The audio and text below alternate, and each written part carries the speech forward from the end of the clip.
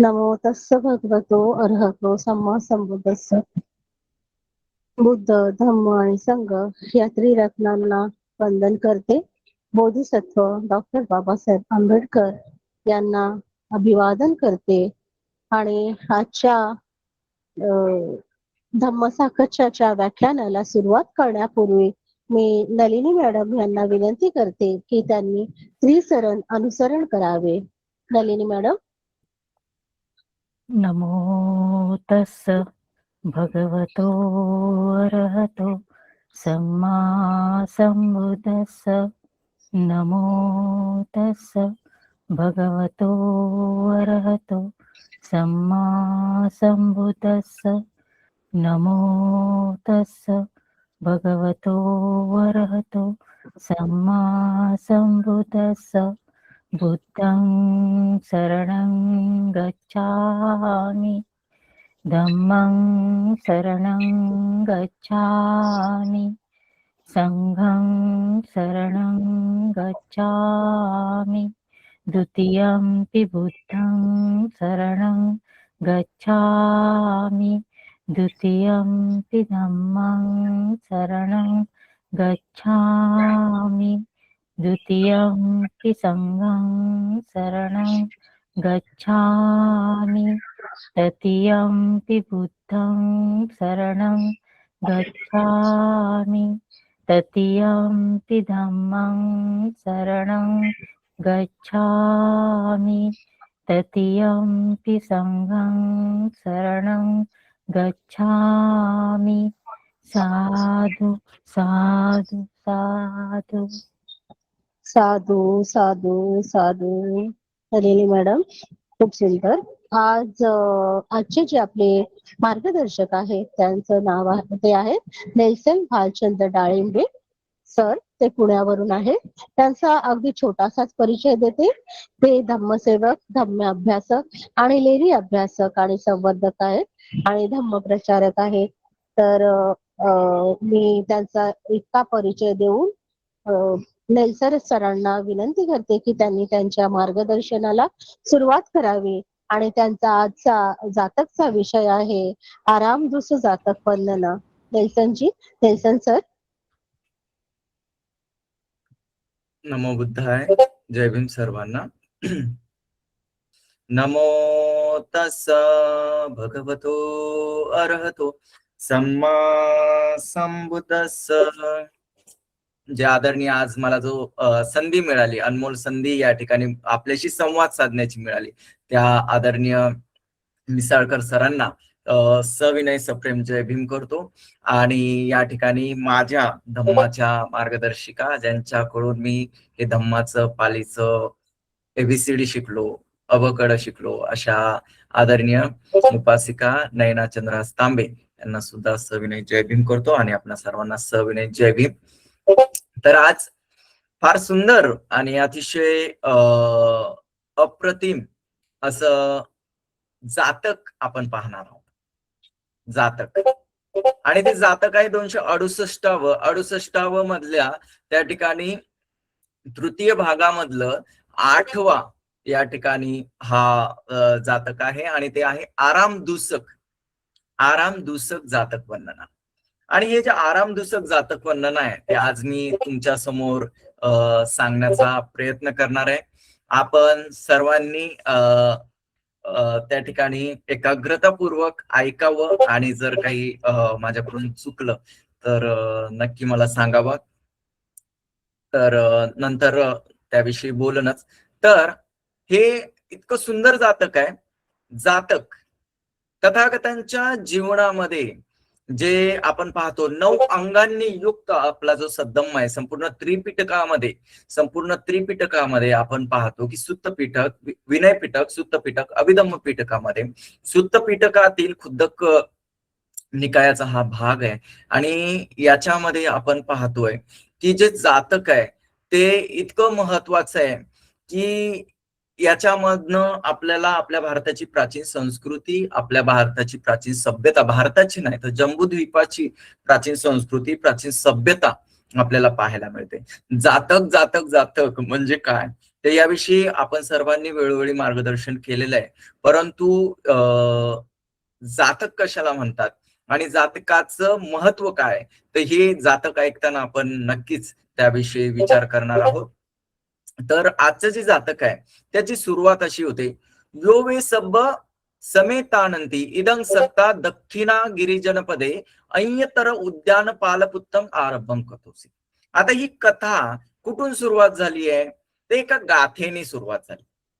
तर ती गाथा कोणती? यो वे सब्ब समेतानंती, यो वे सब्ब समेतानंती इदं सत्ता, म्हणजे ही जी गाथा आहे ही आपले जे शास्त्र आहे, तर या शास्त्रांनी दक्षिणागिरी जनपदे, दक्षिणागिरी जनपदामध्ये अय्यतर म्हणजे एक अन्य उद्यान पालपुत्त, उद्यान पालपुत्तंग आरंभं कथेसी, त्याला पाहून ही कथा त्या ठिकाणी तथागतांनी त्याला उद्देशून या ठिकाणी म्हटलेली आहे. तर काय आहे ती कथा, तर आपण त्या ठिकाणी पाहणार आहोत.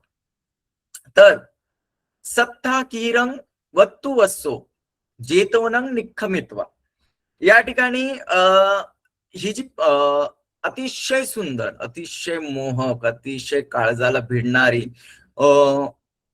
सती आणि संप्रजन्यांनी युक्त विमुक्तीकडे नेणारी जर कोणती भाषा असेल तर ती पाली भाषा. पाली भाषा प्रिय भाषा, पाली भाषा मधुर भाषा, म्हणजे असं कौतुक विद्वानांनी त्या ठिकाणी केलेलं आहे. आणि त्या पालीमध्ये आपण पाहतोय कोणती भाषा आहे. अनेकांना नवीन समजा कोणी असेल त्यांना प्रश्न पडू शकतो, कोणती भाषा आहे? पाली भाषा आहे.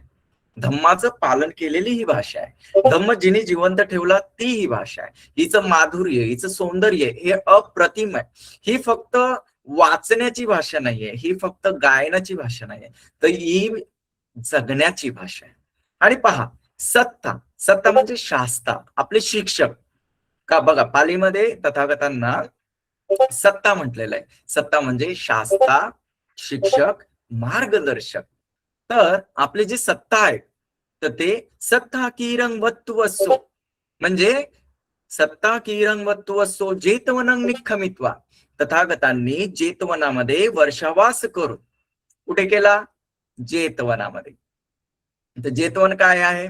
एवं मे सुतं एकं समयं, सुरुवातच एक ऍड्रेस बघा. एवं मे सुतं एकं समयं भगवा सावतीयं विहरती जेतवने अनाथ पिंडिकस्य आरामे, अनाथ पिंडकांच्या जेतवन आरामामध्ये श्रावस्तीमध्ये तथागत विहार करत होते. या जेतवनाची काय किमया आहे बरं, काय ख्याती आहे? तर हे जे जेतवन आहे ते पराकोटीची श्रद्धा, पराकोटीचं विश्वास आणि पराकोटीचं सौंदर्य याच्यामधून पाहायला मिळतं. अतिशय सुंदरता, अतिशय समर्पकता आणि अतिशय सर्वात मोठा त्यागाची भावना या ठिकाणी या जेतवनामध्ये पाहायला मिळते. हे जे जेतवन आहे ते फक्त आणि फक्त बुद्ध शासनामध्ये धम्म शिकवण्यासाठी, शिकण्यासाठी आणि धम्माचा प्रचार होण्यासाठी दिलेली एकमेव सर्वश्रेष्ठ भूमी आहे. अशा अनेक भूमी आहेत, परंतु त्या सर्व भूमी पुढे जेतवन हे एक मापदंड, या ठिकाणी दानाचा सर्वात श्रेष्ठ मापदंड हा जेतवनाने निर्माण केलेला आहे. आणि अशा जेतवनामध्ये वर्षावास करून आपले जे शास्त्र आहेत, आपले जे तथागत आहेत, ते काय केलं? वत्तु वस्सो जेतवनं निखमित्वा दक्षिणागिरी जनपदे चारिकंचरी. आणि तथागत आपण पाहतो जेतवन कुठे, आपल्या भारताचा नकाशा जर आता पाहिला जम्बूद्वीपाचा, तर तथागत जेतवन म्हणजे हे पूर्व दिशेला, उत्तरेला, भारताच्या उत्तरेला त्या ठिकाणी आहे. आणि उत्तर भारतातून तथागत दक्षिणागिरी जनपदे, दक्षिणेकडे तथागत चारिकेला चाललेले. चारिकंचरी चरत भिक्कवे चारिकं बहुजन हिताय बहुजन सुखाय लोकानुकंपाय अत्ताय हिताय देसित भिक्कवे धम्म आदि कल्याणं धम्म मज्जे कल्याण. म्हणजे आपले जे शास्त्र आहे त्यांनी जो आपण पाहतोय की पहिल्या वर्षावास संपल्यानंतर जो आदेश भिक्षूंना दिलेला आहे चरत भिक्कवे चारिकांचं, ते स्वतः सुद्धा त्याचं अनुकरण करतात. चारिकंचरी, चारिकं म्हणजे काय? तर चारिका ही असते उपासक आणि भिक्षूंमधली एक सर्वात मोठी दोरी, एक डोर आहे, ती एक दुवा आहे. चारिकेशिवाय या ठिकाणी उपासकांच्या जवळच जाता येत नाही, असं शास्त्रांचं वचन आहे. विनय पिटकानुसार भिक्षू हे फक्त भ्रमण करत नाही, भिक्षू हे त्या ठिकाणी फक्त भटकंती करत नाही, तर ते चारिका करतात. चारिका म्हणजे अनुत्तर अशा पुण्याची संधी, आणि अशी संधी घेऊन तथागत दक्षिणगिरी जनपदामध्ये निघालेला आहे. बघा, जनपद हा अत्यंत महत्वाचा शब्द आहे, जो आपल्याला आज भारतामध्ये त्या ठिकाणी आपल्याला पाहायला मिळतो. अथेको उपासको बुद्धप्रमुख भिक्खू संघं निमंत्रित्वा, किती मराठीच्या जवळ आहे बघा. निमंत्रित्वा म्हणजे निमंत्रित केलंय. उय्याने निसिदापेत्वा यागु खज्जके ही संतपेत्वा, म्हणजे अथेको उपासको.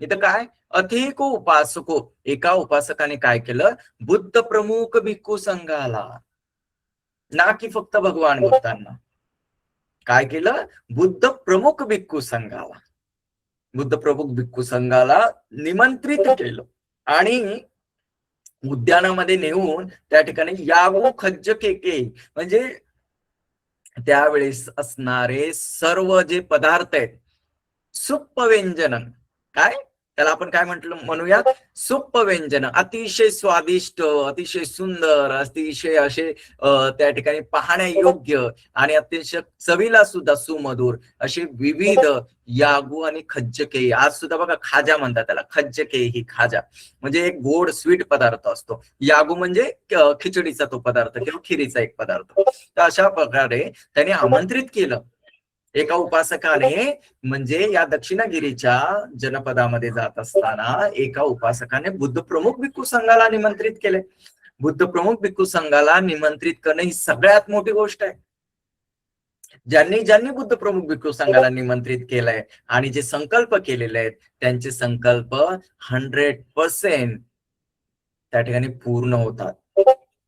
बुद्ध प्रमुख भिक्षू संघ पाहायला मिळणं अतिशय दुर्लभ आहे, अतिशय दुर्लभ आहे, अतिशय कठीण आहे. आणि खरंच त्या उपासकाने भगवान बुद्धांना आणि भिक्खू संघाला त्या ठिकाणी आमंत्रित केलं. आमंत्रित करून त्या ठिकाणी त्या सुंदर अशा उद्यानामध्ये त्या ठिकाणी बसवून या गुखचके ही संत पेटवा, म्हणजे संतुष्ट होईपर्यंत, कसं संतुष्ट होईपर्यंत त्या ठिकाणी त्याने तथागतांना वाढलं, तथागतांचं योग्य प्रकारे आदरातिथ्य अशा प्रकारे त्या ठिकाणी केलेलं आहे. आणि मग आपण पाहतो अय्या उय्यानचारिकं चरितु कामा इमिना उय्यान पालेन सद्दी चरंतु ती वस्वा, आणि उय्यानचारिकं चरितु कामा इमिना उय्यान पालेन सद्दी चरंतु ती वत्वा अय्यान फलाफलानी दैयसाम. आणि तो उद्यानपाल त्या ठिकाणी ज्या उद्यानामध्ये जे कामाला आहेत, तर त्यांना काय सांगितलं की हे जो संघ आहे त्या संघाला काय करायचं, त्या संघाला उद्यानामध्ये सर्वत्र ने आणि त्या सर्व ठिकाणी नेहून तिथं काय करायचंय की जे काही फळ फलादी आहेत ते संघाला त्या ठिकाणी तू दे. उद्यान पाल म्हणजे जो उद्यान पाल आहे, जो गार्डनर आहे, त्याला त्या ठिकाणी सांगितलंय की जे काही लागणाऱ्या गोष्टी आहेत ते तू त्या ठिकाणी संघाला, बुद्ध प्रमुख संघाला त्या ठिकाणी दे. भिक्खू चरमाना एक छिद्द टाणंग दिसवा. आणि भिक्षू फिरत होते. आपण पहिलं हे सर्वजण म्हणजे ही कथा पाहून घेऊया आणि नंतर याच्यावर अजून विस्तारपूर्वक या ठिकाणी सांगण्याचा प्रयत्न करेल की भिक्खू चरमाना एक छिद्द टाणंग दिसवा, म्हणजे भिक्षू त्या ठिकाणी जेव्हा उद्यान फिरत होते तेव्हा त्यांना एका ठिकाणी काय झालं, एक रिक्त जागा दिसली. इदं ठाणं चिद्दं विरुळ रुक्खं की नको कारणंती पुच्छिसू. काय झालं की या ठिकाणी जेव्हा ते फिरत होते आणि फिरताना त्यांना विराण जागा दिसली, उजाड माडरान दिसलं. आणि उजाड माडरान या इतक्या सुंदर बागेमध्ये उजाड माडरान काय आहे बरं, तर त्यांनी विचारलं, त्या उद्यानपालाला विचारलं की नको कारणंती पुच्छिसू, की हे उजाड माडरान का आहे बरं, असं त्या ठिकाणी भिक्षूंनी विचारलं. अथने संउय्यान पालो आचिक्की. आणि मग तो उद्यानपाल काय म्हणतो, तो उद्यानपाल म्हणतो एको कीर उय्यान पाल पुत्तो. काय झालं की एक जो उद्यानपाल म्हणजे जो प्रमुख आहे त्याचा जो मुलगा आहे, उद्यानपालचा जो मुलगा आहे, उपरोप केसु उदकं आची संतो मूलपमानेन आचिसी सामिती उपाटेत्वा मूलपमानेन उदकं आचिंसी तेनंतर ठाणं छिद्दं जातंती. या ठिकाणी झालं काय, ते उद्यानपालाचा जो मुलगा आहे त्या मुलाने काय केलं की अरे, जेव्हा त्याला त्या ठिकाणी तिथं पाणी देण्यासाठी सांगितलं, पाणी द्यायला सांगितलं, तेव्हा त्याने काय केलं की झाडाची मुळं किती वाढलेली आहे त्या प्रमाणात पाणी देण्याचं त्याने ठरवलं. मूलपमानेन आचिसी सामिती उपाटेत्वा मूलपमानेन उदकं आचिसी तेनं तं ठाणं छिद्दं जातंती. आणि त्याने काय केलं, झाडं उपटून उपटून ज्या झाडाचं मूळ हे वाढलेलं आहे त्याला जास्त पाणी, आणि ज्या झाडाचं मूळ कमी वाढलेलं आहे त्याला कमी पाणी त्या ठिकाणी त्याने दिलं. आणि मग आपण त्या ठिकाणी पाहतोय की भिक्खू सत्तू संतिकंगत्वा तमतं आरोचेसू, म्हणजे त्या ठिकाणी मग भिक्षू त्या ठिकाणी पूर्ण उद्यान पाहून तथागतांचं वळ गेलेले आहेत. हा जो संघ आहे या संघाची एक खासियत नेहमी बघा, म्हणजे आपण धम्मपदामध्ये पाहू नाही तर जातकांमध्ये पाहू, तर ही आपण वर्तमान कथा बघत आहे. ही काय बघतोय, वर्तमान कथा बघतोय. या वर्तमान कथेमध्ये एक गूढ लपलेला आहे. जातक कथेचं आपण जेव्हा जातक कथा पाहतो त्या जातक कथांमध्ये एक गूढ लपलेलं असतं, ते म्हणजे एक मोठा सारांश. तथागतांना तिथं काहीतरी प्रतिसंधी त्या ठिकाणी जुळवायचंय त्या कथेशी, म्हणजे एक रहस्य त्या ठिकाणी जुळवायचंय, तथागतांना त्या ठिकाणी एक मार्गदर्शन करायचंय. तर आपण पाहतो की भिक्षू कोणतीही घटना घडो, म्हणजे भूतकाळात असो, वर्तमान काळात असो किंवा भविष्यात जो पण संघ असतो, तो कधीही आपल्या आचार्यांपासून काही लपवून ठेवत नाही. तर इथं भिक्खू सत्तू संतिकं गत्वा तथागतांजवळ गेले आणि तमत्थ आरोचिसु सत्था, आणि तथागतांना ती सगळी गोष्ट सांगितली. सत्था, मग आपले शास्त्र काय म्हणतात, न भिक्कवे इदानेव पुब्बेपि सो कुमारको आरामदुस कोएवाती वत्ता अतितं आहर. काय तथागत म्हणतात की भिक्षूंनो, आताच तो मुलगा असा नव्हता, तर पूर्वी त्याने सुद्धा म्हणजे भूतकाळामध्ये सुद्धा त्याने या आरामाचा म्हणजे अशा पद्धतीने आराम दुसको येवाती, त्याने अशा पद्धतीने या बागेचा नाश केलेला आहे. आणि मग अतीत म्हणजे भूतकाळातील कथा या ठिकाणी तथागत सांगत आहेत. तर एक पचुपन्न कथा आहे आणि एक वर्तमान कथा असते, अतीत कथा असते. तर जेव्हा पण बघा जातकांमध्ये ज्या गाथा आलेल्या आहेत त्या गाथांमधून तथागतांना काय सांगायचंय, म्हणजे उदाहरणार्थ तथागत वर्तमानाच्या कथेशी भूतकाळातील कथेशी संदर्भ लावून या ठिकाणी हा अभिधम्माचा भाग आहे. जातक समजायला वाटत असेल बोधकथा, या ठिकाणी अतिशय मनोरंजक कथा, ज्ञानाच्या कथा अशा वाटत असतील, परंतु जातक जातक हे अभिधम्माचा सुद्धा एक पार्ट आहे. चित्त प्रवृत्ती, म्हणजे तथागत इथं सांगतात की तो आताच असा नाहीये, पूर्वीपासून तो असा आहे. चित्त, त्याचं चेतसिक, त्याचा धम्म, त्याने धारण केलेला धम्म, ते बीज तथागत सांगतात. म्हणून तर म्हटलंय लोकविदू लोकविदू लोकविदू अनुत्तरो सत्ता लोकविदू.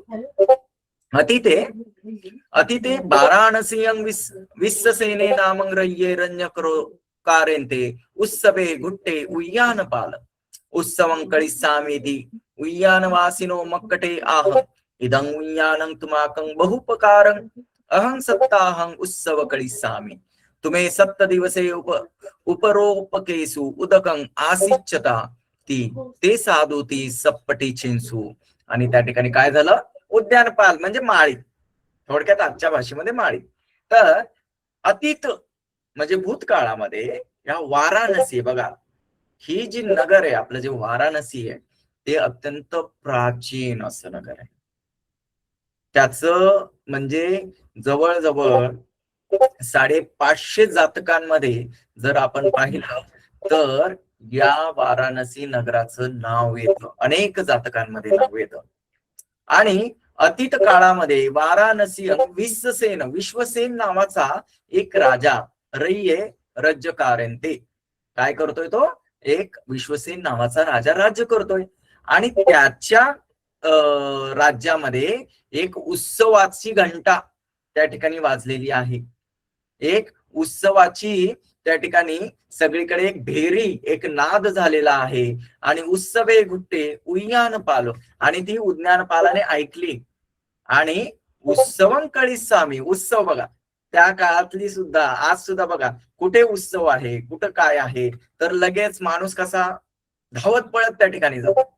कुठे आज काय कार्यक्रम आहे, कुठं नाच गाणं आहे, तर कुठे जत्रा यात्रा आहेत, तर त्याच्या मनातही आलेलं आहे की मी सुद्धा उत्सवाला जाणार आहे.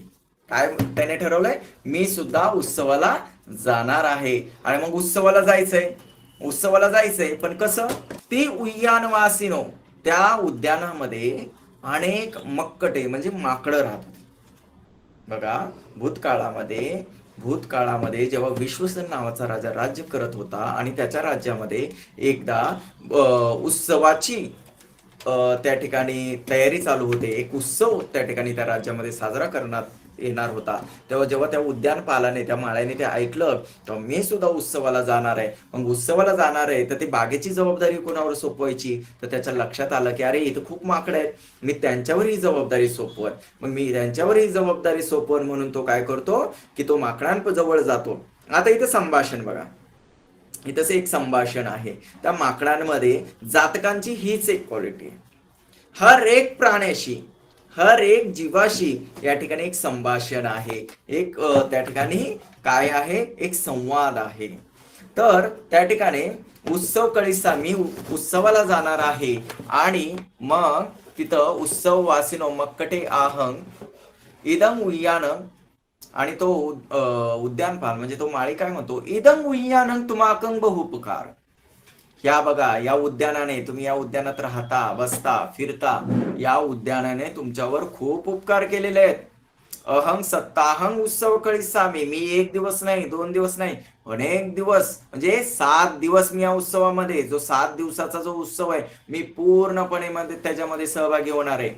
तुम्ही 7 दिवसे उपरोपकेसु उदकं आची सताती, तुम्हाला 7 दिवस या उद्यानाला पाणी घालायचंय. काय करायचंय, तुम्हाला पाणी घालायचंय. ते साधू ती सप्पटी चिंचू, आणि ते माकडं काय म्हणली, साधू साधू, नक्कीच मालक, त्या ठिकाणी आम्ही, त्या ठिकाणी तुम्ही सांगितलेले काम करूया. सो ते संग चम्म घटके दत्वा पक्कासी. आणि बघा, एक आता सगळं मॉडर्न त्या ठिकाणी गोष्टी आलेल्या आहेत, पण त्यावेळेस बघा दिसतंय चम्म घटके चर्म म्हणजे कातड्यांनी बनवलेली पिशवी दिलेली आहे, ज्याच्यामध्ये आज सुद्धा बघा कापडी पिशवीमध्ये लोक पाणी ठेवतात आणि कुठे ट्रॅव्हलिंग मध्ये जाताना वगैरे पाणी पूर्वी प्यायचे, आता फार त्याचं प्रमाण कमी झालंय.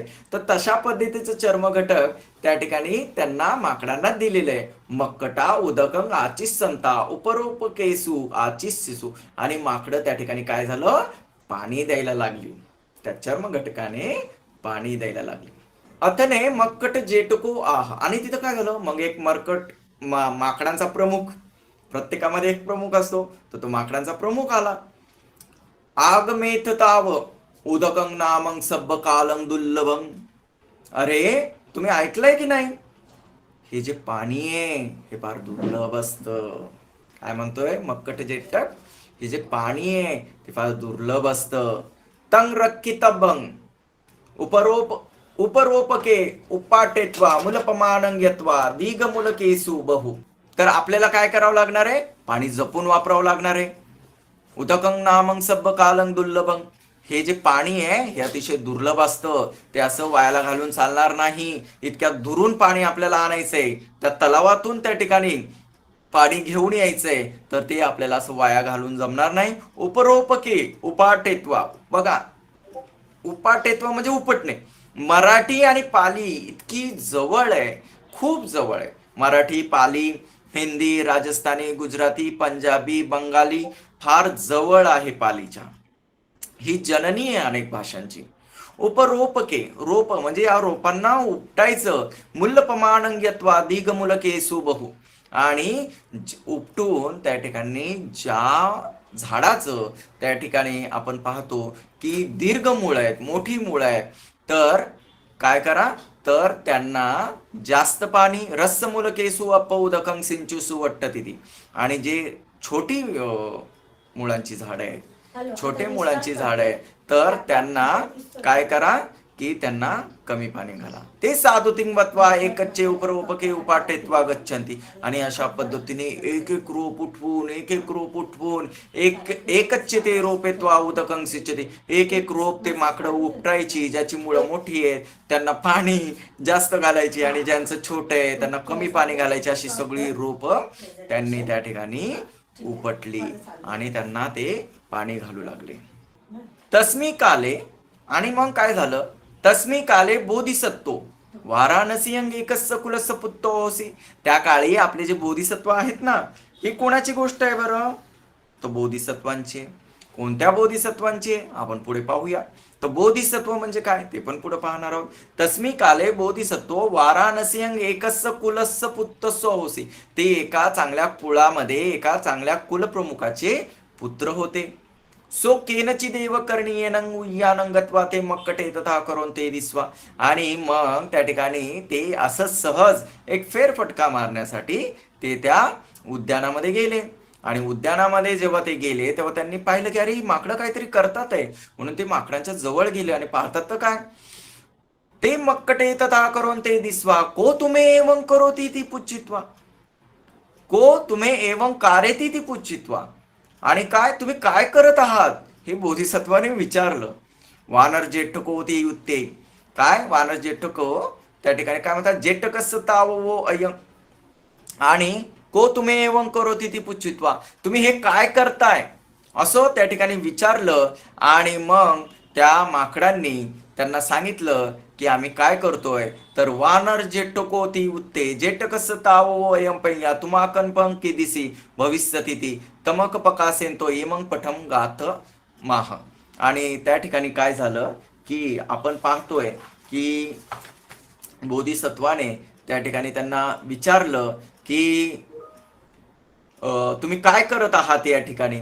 तर त्यांना सांगण्यात आलं की आम्ही आमच्या वानर जेठकाने जे सांगितलंय त्या प्रकारे झाडं उपटून उपटून मोठ्या मुळाच्या झाडांना जास्त पाणी देतोय, छोट्या मुळाच्या झाडांना कमी पाणी देतोय. तर हे जेव्हा त्यांना सांगितलं गेलं तेव्हा त्या ठिकाणी बोधिसत्व असं म्हणतात की योवे सब समेतान अहुवा सेट्ट सम्मतो तसाय एदिसी पय्या किमेव इतर प्रजाती.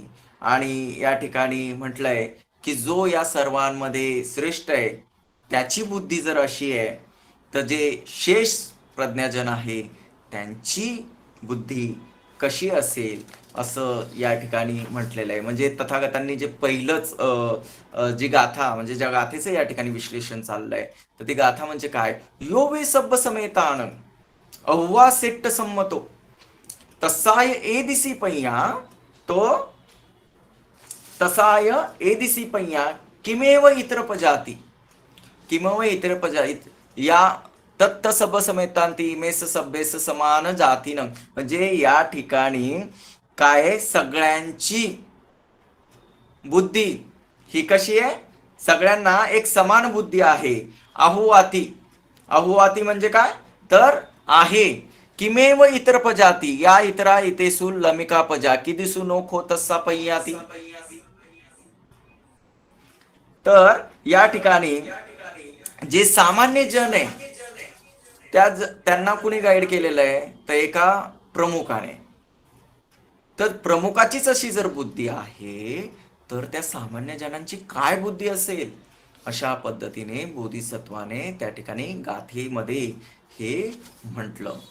आणि मग त्या ठिकाणी काय झालं, तस्स कथं सुत्वा वानरा द्वितीय गाथं आहोसी. तर वानरांना पण फार हे झालं आणि ते काय म्हणतात, एवमेव तु वं ब्रह्मे अनन्यायं विनिंदसी कथं मूलं आदिस्वानं रुक्ष जय्या पतिष्ठन्ति.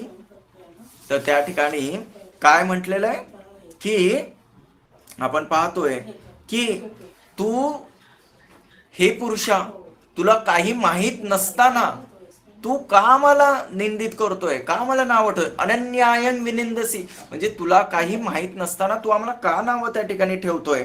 आणि कथं मूलंग दिस्वानंग वृक्ष जय्या पतिष्ठती, जेव्हा ती झाडं जर आम्ही उपटलीच नाही, जर ती उपटलीच नाही ती झाडं, तर ते झाड रुजलेलं आहे हे कसं कळणार. अशा पद्धतीने त्या वानराने प्रतिप्रश्न त्या बोधिसत्वाला केलेला आहे. आणि मग तत्त ब्रह्मेती आलपनमंतं अयं पनेत संक्षेपभो त्वं भो पुरिसं कारण अजानित्वा एवमेव अमे विनिंदसि रुक्ख नामं गंभीरे पठिता वा एसं न वाति मूलं अनुपाटेत्वा कथं यातु सक्का तेन मया उपाटेत्वा मूलपमाने कौदंक आचिस्सामिति. म्हणजे तत्त ब्रह्मेती आलपवंत काय म्हटलंय की हे बघा, तत्त ब्रह्मेती आलपमंत म्हणजे हे एक संबोधन आहे की हे सुज्ञ पुरुषा अयं पन्नेत संकपतो, तर जे तू काही न जाणता, म्हणजे तुला इथलं काही तथ्य उचित अनुचिताचं तुला काहीच माहित नाहीये आणि तू डायरेक्टच कशा पद्धतीने इथं आमची निंदा करतोय.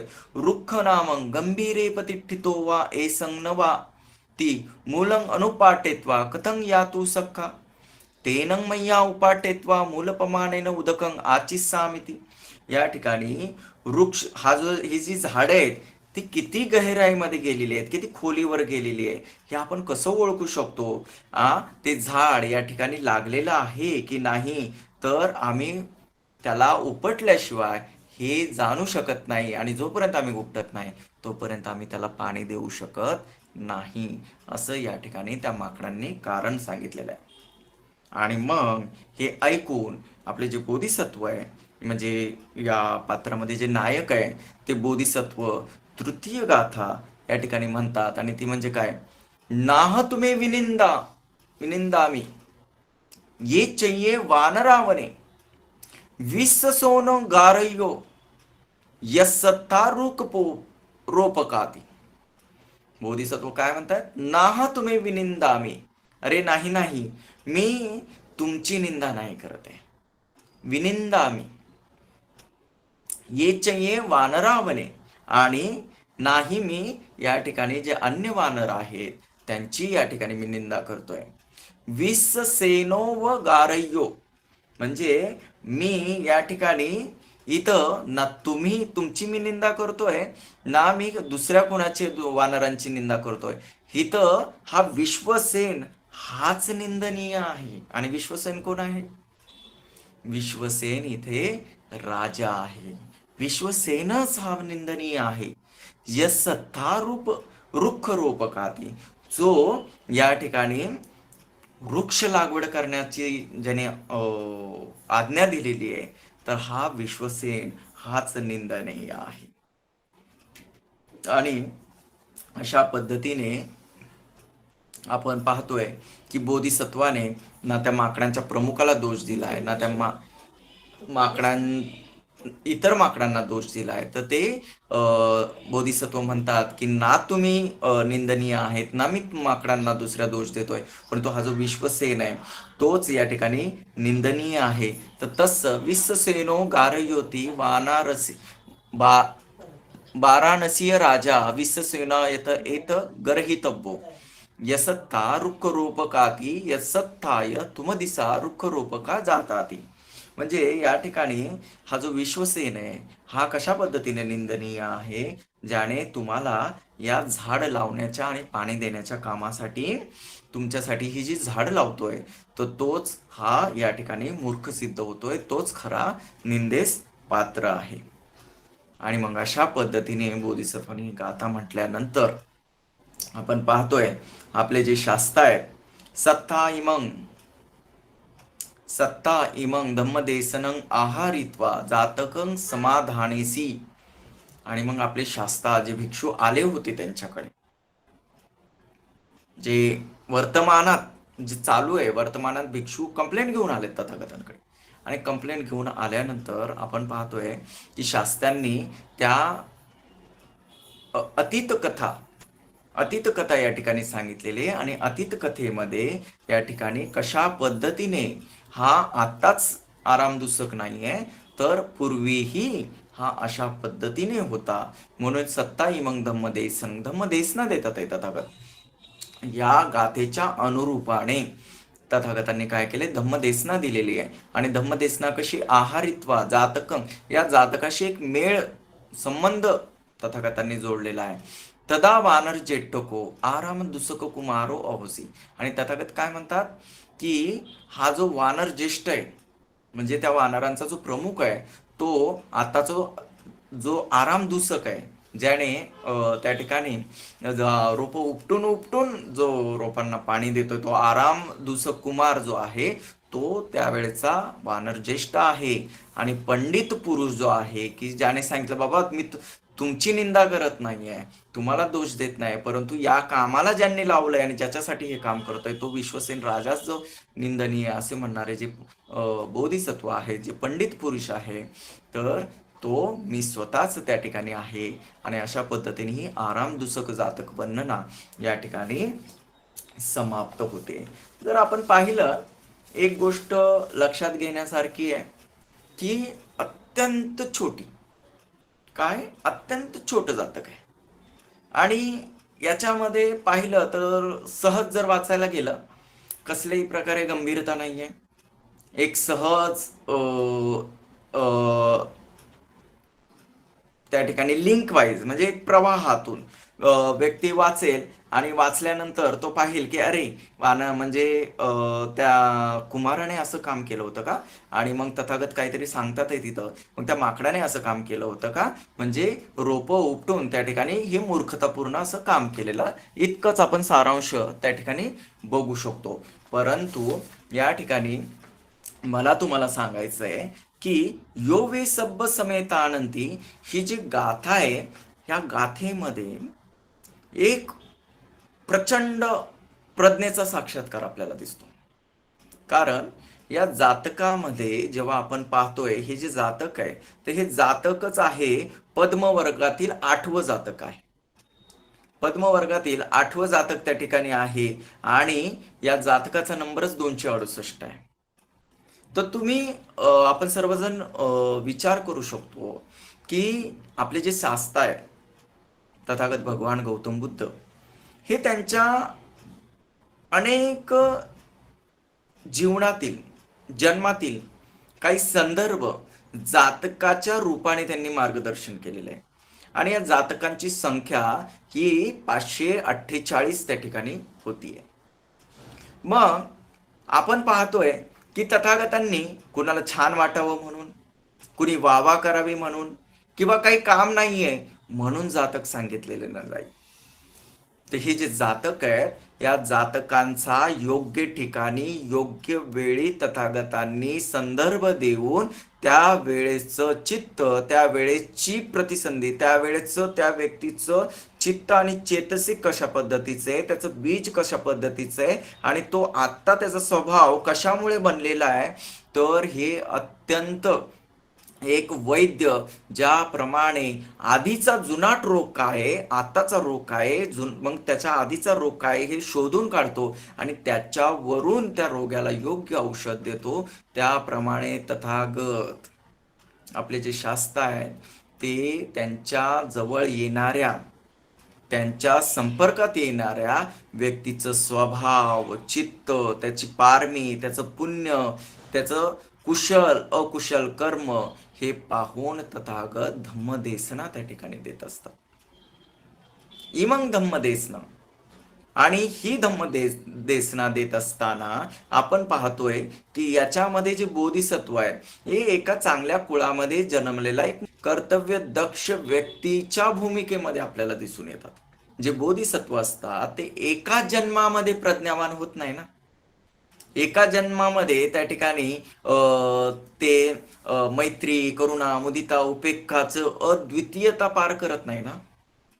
अनेक जन्मामध्ये अनेक जन्मामध्ये अनेक जन्मामध्ये हा पुण्यसंचय पुण्यभार संचय करत करत करत आपण त्या ठिकाणी पाहतो की बोधिसत्व हे तीक्ष्ण प्रज्ञा, अतिशय भव्यशील, अतिशय महान अशी समाधी आणि महान अशी प्रज्ञा त्या ठिकाणी उत्पन्न करत असतात. आपण पाहतो की या जातकामध्ये अनेक वर्ग आहेत, पण त्याच्यामधल्या पद्म वर्गाचा हा सारांश आहे. इथं जे आहे तो पद्म वर्ग आहे. पद्मचा अर्थच त्या ठिकाणी होतो की कमळ. पद्म हे कशाचं प्रतीक आहे तर कमळाचं प्रतीक आहे. आणि पद्म वर्गातील हे जातक आहे आणि त्याचं नाव आहे आरामदूसक. आणि आपण म्हणतो की पद्म म्हणजे महान प्रज्ञेने युक्त. आणि या जातकाच्या आधीच जे चौथं जातक आहे, आपण जर त्याचा व्यवस्थित पूर्ण जातक व्यवस्थित वाचत असू तर आपल्याला दिसेल की या जातक कथांमध्येच या आताच्या ज्या आरामदूसक जातक जे आहे त्याच्या मध्येच चौथं जे जातक आहे ते आहे महापनाद जातक, जिथं बोधिसत्वाची तीक्ष्ण प्रज्ञा म्हणजे भद्दजी यांच्याविषयी त्या ठिकाणी जे भद्दजी अरहंत भद्दजी आहे तर ते कशा पद्धतीने त्यांचं जीवन त्यांची चर्या आहे तर ते या ठिकाणी या जातकांच्या संदर्भातून आपल्याला त्या ठिकाणी पाहायला मिळतं. आणि ते महापनाद जातक आणि असं त्या ठिकाणी आपल्याला पाहिलं.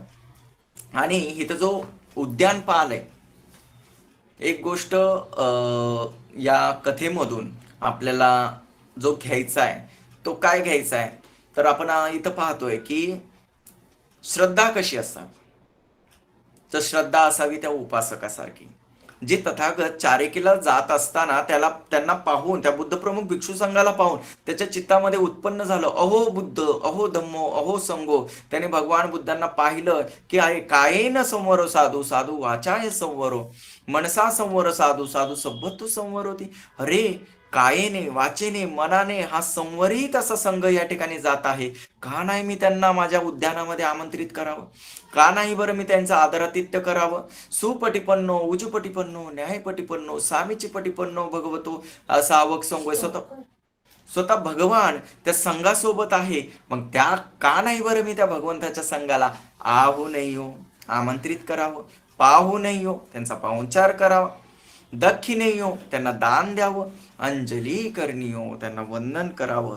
आणि अशा पद्धतीने त्या व्यक्तीने त्या उपासकाने त्यांना आमंत्रित केलं. आमंत्रित केल्यानंतर आपण पाहतोय की त्याने उद्यानपालाला सांगितलंय की हा संघ आलेला आहे, संघाला जे पण काही लागेल फळं फुलं काही लागेल या इथलं तर त्यांना अवश्य दे. म्हणजे त्याची श्रद्धा किती स्ट्रॉंग आहे, त्याचं चित्त किती देण्याचं आहे, त्याच्यामध्ये दान भावना जी उत्पन्न झालेली आहे तर ती किती मोठी आहे. आणि मग ते त्या ठिकाणी आपण पाहतोय की त्याला सांगितल्यानंतर भिक्षू जातात आणि भिक्षू पाहतात आहे की अरे ही जागा म्हणजे एवढं सुंदर उद्यान आहे आणि हे मोकळं काय.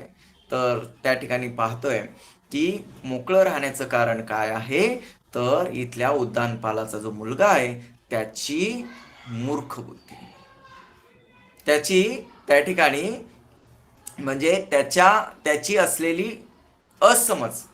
म्हणजे उदाहरणार्थ या ठिकाणी वर जर पाहिलं तर तो जो मुलगा आहे तो चुकीचा अजिबात नाही, कारण तो म्हणतोय पाणी हे दुर्लभ आहे, पाणी हे दुरून आणायचं आहे, त्यामुळं त्या पाण्याचा योग्य वापर केला पाहिजे. आणि म्हणून त्याने काय केलंय की ज्या झाडांची जास्त मुळं खोलवर गेलेली आहे त्यांना जास्त पाणी, आणि ज्या झाडांची मुळं कमी रुजलेली आहे त्यांना कमी पाणी, असं वरवर आपल्याला तो मुलगा म्हणजे त्याचं चित्त बघा, त्याचं चित्त बागेला नुकसान पोहोचवण्याचं नाहीये, परंतु त्याची कर्मच अशी झाली त्याच्याकडून न कळतपणे त्या बागेला अपायच घडलेला आहे. आज सुद्धा आपण पाहतो की आपण करायला जातो एक आणि आपल्याकडून भलतंच त्या ठिकाणी होतं. म्हणून सजगता कुठं असावी, स्मृती कुठं ठेवावी याचं हे फार मोठं उदाहरण आहे. कधी कधी आपल्याला असं वाटत असतं की अरे मी तर कुशल करतोय, मी तर चांगलं करतोय, मी तर खूप छान गोष्ट करतोय, परंतु आपण धम्माच्या अनुषंगाने जर विचार केला तर कधी कधी ती घटना त्या ठिकाणी म्हणजे उदाहरणार्थ कुटी आहेत, खूप साऱ्या शेकरलेल्या झोपड्या आहेत. आणि एका मुलाला असं वाटत असेल की अरे मी या ठिकाणी सर्वांच्याच उजेडाची व्यवस्था करतोय, आणि म्हणून तो जर त्या ठिकाणी काय करतोय, फटाके फोडत असेल की आकाशामध्ये मोठमोठ्या प्रमाणात फटाके मी उडवील आणि त्याचा उजेड या सगळ्या गावाला त्या ठिकाणी होईल, तर त्याचं चित्त, त्याच्या मनामध्ये चांगला भाव आहे, परंतु त्याच्यातून त्या गावाला, त्या नगराला अपायच होणार आहे. कारण त्याने जर फटाके उडवले तर ते फटाके त्या झोपड्यांवर पडून त्या झोपड्यांची हानीच होणार आहे, त्या झोपड्या नष्टच होणार आहे. तशाच पद्धतीने आज सुद्धा आपण वर्तमानात जर ही गोष्ट घ्यायची झाली तर भाव त्या ठिकाणी चांगला होता. कोणता भाव आहे की अरे 8वी मुलं अभ्यासच करत नाहीयेत, मुलांना अभ्यासाची गोळी लागावी, मुलांना परीक्षा नको, परीक्षा नको, परीक्षा नको, म्हणून मुलांना 8वी पर्यंत पास होण्याचं जे धोरण ठरवलं. आणि नंतर आपण पाहतो की वरवर पाहता ज्यांनी या ठिकाणी अशा पद्धतीचं त्या ठिकाणी धोरण राबवलं, परंतु त्या धोरणाचा चांगला परिणाम होण्याच्या ऐवजी, मुलं शिक्षणाकडे येण्याच्या ऐवजी मुलं अभ्यासापासून दूर गेली आणि मुलांना साधी ABCD अ ब क ड सुद्धा वाचता येईना. कारण 8वी पर्यंत तुम्ही पासच होणार, तर ती सर्व पिढी 10वीला नापास झालेली, जास्तीत जास्त पिढी 10वीला नापास झालेली अथवा कमी मार्क पडलेली आपल्याला दिसून येतात आहे. म्हणून आपण जो दृष्टिकोन आहे, फक्त माझाच दृष्टिकोन बरोबर आहे, इतरांचा चूक आहे, असं त्या ठिकाणी समजणं हे चूक आहे. इथं उद्यानपालाचा मूर्खपणा आपल्याला दिसून येतोय त्या कथेमधनं. आणि मग भगवान बुद्ध जेव्हा या कथेची प्रतिसंधी धम्मदेशना देतात आहे आणि तिचं सांगतात आहे, समाधान करतात आहे, त्या कथेचं समाधान करतात आहे की तो आत्ताच नाही, तो पूर्वी सुद्धा होता. तर पूर्वीच्या कथामध्ये आपण जर पाहिलं तर या ठिकाणी तो जो उद्यानपाल आहे, तर तो कसं स्वतःची जबाबदारी बेजबाबदार व्यक्तींवर सोडून त्या ठिकाणी गेलेला आहे. कशा पद्धतीने त्या उद्यानपालाने, म्हणजे तो एवढ्या मोठ्या उद्यानाचा प्रमुख आहे, त्याच्यावर फार मोठी जबाबदारी आहे, आणि त्याने कसे आपले जबाबदारीवर हात झटकलेले आहे, तो कशामध्ये मोहामध्ये अडकलेला आहे, एक उत्सवाच्या मागे गेलेला आहे. उत्सवाच्या मागे गेल्यामुळं त्याने इतक्या सुंदर अशा बागेचं नुकसान करून त्या ठिकाणी टाकलेलं आहे. किंवा आज सुद्धा आपण जर पाहिलं तर बोधिसत्व डॉक्टर बाबासाहेब आंबेडकरांचा सुद्धा फार सुंदर मळा होता. त्यांनी फार मोठा मळा निर्माण केला, आणि फार मोठा मळा निर्माण केल्यानंतर सेम घटना इथं घडलेली आहे. सेम घटना इथं घडलेली आहे. बाबासाहेब म्हणले होते या दिशेने चला, लोक या दिशेने गेले. बाबासाहेबांनी सांगितलं होतं हे करा, तर त्यांनी ते केलं. बाबासाहेबांनी सांगितलं होतं शील समाधी प्रज्ञापूर्वक या बोधीच्या वृक्षाला पाणी टाका. तथागत म्हणले होते मी झाड लावलंय, तुम्ही फक्त त्याला पाणी टाका. परंतु या ठिकाणी प्रत्येक जणाने काय केलं, त्या बोधी वृक्षाचं एक एक मूळ, एक एक मूळ, एक एक मूळ, खरंच हे वाढतंय का, खरंच हे वाढतंय का, बघा एक विचार केला तर सगळ्यांनी एक एक मूळ उपटून त्या बोधी वृक्षाला आता असं केलंय की तो बोधी वृक्षच हालायला लागलेला आहे.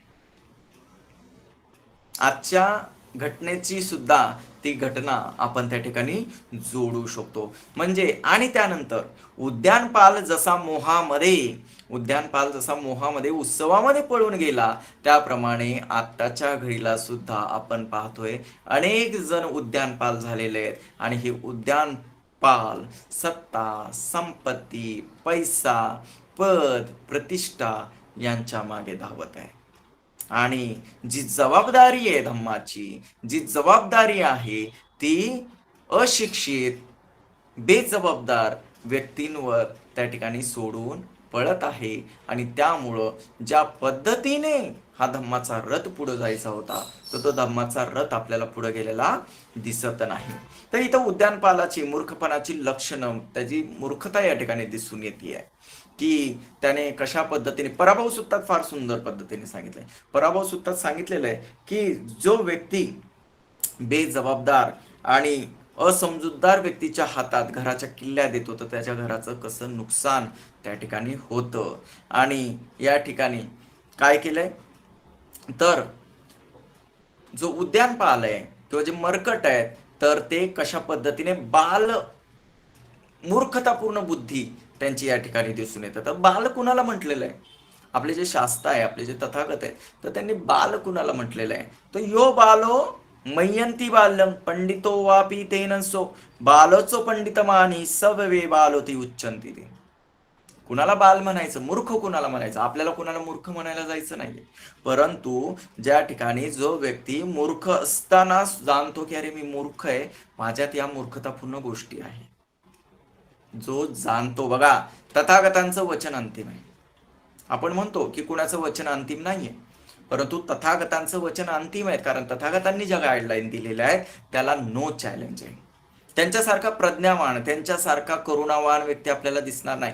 जे अंतिम सत्य तथागत जाणतात, म्हणजे उदाहरणार्थ सर्व विश्वातल्या धम्माचं सार म्हणजे 4 आर्य सत्य तथागतांनी दिलेले आहेत. धम्म 4 आर्य सत्यावर आधारित आहे, आणि या 4 आर्य सत्यामध्ये अंतिम सत्य म्हणजे आर्य सत्य तथागतांनी सांगितलेलं आहे. आणि जी देसना आहे तथागतांची, जे काही जातक असो, धम्मपद असो, इति उत्तक असो, निर्देश असो, हे वैयाकरण असो, हे सर्वच्या सगळं उदान असो, हे सगळंच्या सगळं कुठं जातं, तर तथागत निब्बाणाकडे, 4 आर्य सत्याचा साक्षात्काराकडे घेऊन जाण्यासाठी तथागतांनी एवढं अमूल्य मार्गदर्शन केलेलं आहे. तर जो व्यक्ती मूर्ख असतानाही जाणतो की तो मूर्ख आहे, जो स्वतःमधील मूर्खतेला ओळखतो, अरे माझ्यात ही मूर्खता आहे, तो मूर्ख असूनही पंडित सदृश आहे. काय म्हटलंय, यो बालो मय्यंती बाल्य तो जाणतो, पंडितो वाती तेनसो, तर तशा तो जाणतो की माझ्यामध्ये मूर्खता आहे, मूर्खतापूर्ण गोष्टी आहे, तर तो काय, तर तो मूर्ख असूनही पंडित सदृश्य आहे. आणि पंडित व्यक्तीचंही तसं आहे की काय, बालोच पंडितो वापी तेनसो बालोच पंडितमानी सब्बेवे बालोती उच्चती. आणि त्या ठिकाणी आपल्या दुसरीकडे जो पुरुष वस्तुशः मूर्ख आहे आणि स्वतःला पंडित समजतो, तो स्वतःला मूर्ख समजत नाही परंतु पंडित समजतो, तर तो अभिमानामुळे काय करतो की धम्म श्रवण आणि धम्म अध्ययन याच्यापासून दूर जातो आणि तो मूर्खच राहतो, आणि तो त्याची बाल अवस्थेमधून तो कधीही निघू शकत नाही. अशा पद्धतीने बाल म्हणजे मूर्खतेच्या गोष्टी या ठिकाणी तथागत म्हणतात की मूर्ख कुणाला म्हणावा. या जीवंपी सो बालो पंडित पैरुपासती नसो धम्मं विजानाती दब्बिसुपस्स गाथा. या ठिकाणी आपण पाहतो की एखादा मूर्ख व्यक्ती पंडिताच्या खूप जवळ राहतो, परंतु त्याची अवस्था अशी असते की त्या ठिकाणी तो धम्माला अशा पद्धतीने जाणत नाही ज्याप्रमाणे एक पळी त्या रसाला, त्या स्वादाला जाणत नाही. आजच्या या कथेवरून सुद्धा आपल्याला तेच दिसतंय की या तथागत सम्यक संबुद्ध आहे समोर, अनेक भिक्षू आहे, तथागतांचा संपर्क आहे, परंतु व्यक्ती जे म्हणजे अनेक अशा व्यक्ती आहेत की त्या स्वतःला न जाणल्यामुळे मूर्खतेच्याच अवस्थेमध्ये त्या ठिकाणी राहतात. चरंती बाला दुम्मेधा अमित्तेनेव अत्तना करोंता पापकंकम मग यो होती कटुफल्लंती.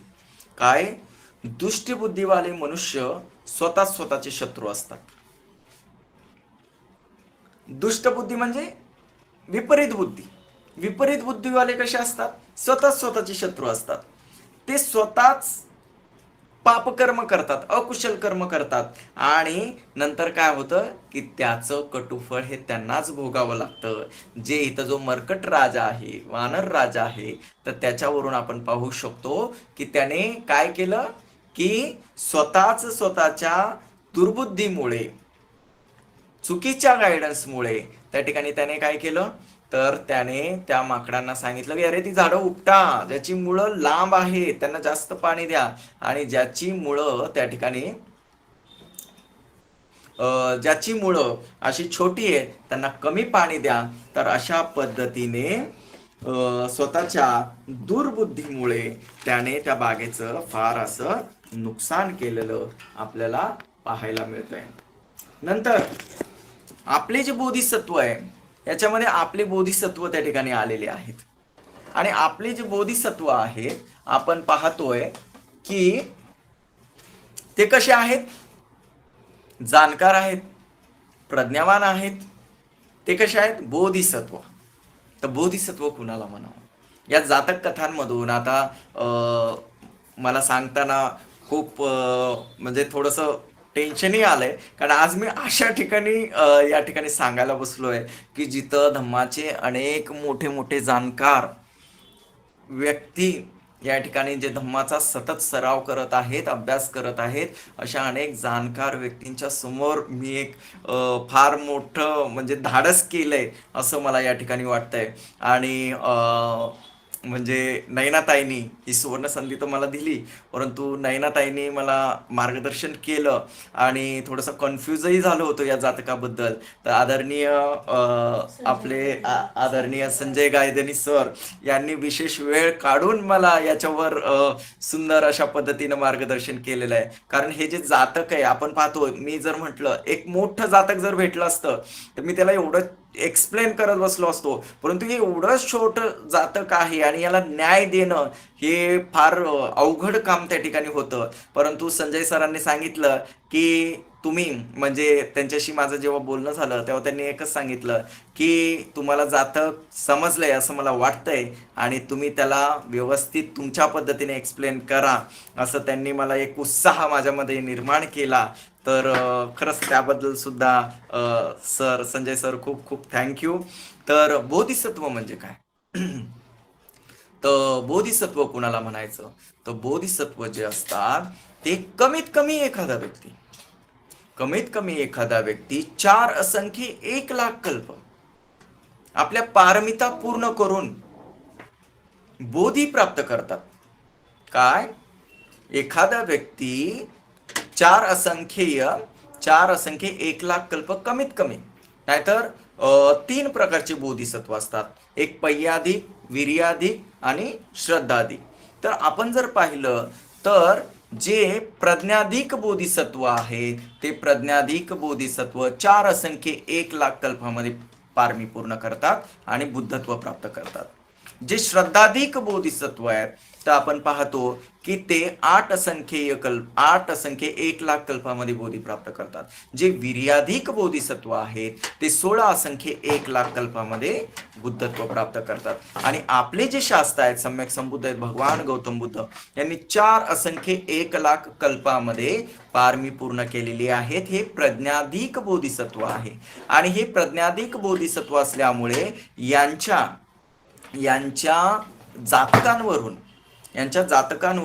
यांच्या धम्मदेसनेवरून आपण जर पाहिलं की तथागतांचा शार्पनेस, भगवान गौतम बुद्धांचा कमी वेळेत त्यांना अनेक जीवांना बोधीचा लाभ करून द्यायचा आहे. त्यामुळं त्यांची जे जीवन आहे ते सतत वयाच्या 35व्या वर्षीपासून वयाच्या 80व्या वर्षापर्यंत सतत आपण पाहतोय की त्यांनी कसली उसंत न घेताना सतत धम्म शिकवलेला आहे, सतत धम्म सांगितलेला आहे. आणि धम्मामध्ये सर्व प्राण्यांचं त्या ठिकाणी त्यांनी कल्याण केलेलं आहे. आणि हे कल्याण करत असताना आताच्या ज्या जातक कथेमध्ये आपले बोधिसत्व हे पंडित दिसतात आहे, हे उत्तम मार्गदर्शक दिसतात आहे. आणि त्यांनी बघा ना मर्कट राजाला ना त्या माकडांच्या समूहाला निंदा केलेली नाहीये, परंतु त्यांनी डायरेक्ट म्हटलं की तुम्ही नाही, परंतु ज्याच्यासाठी तुम्ही झाड लावत आहात तो विश्वसेन राजाच निंदनीय आहे. तर तो निंदनीय कसा आहे? तो बोधिसत्व, याच्यातून त्यांची दूरदृष्टी, प्रज्ञाबुद्धी दिसतीये.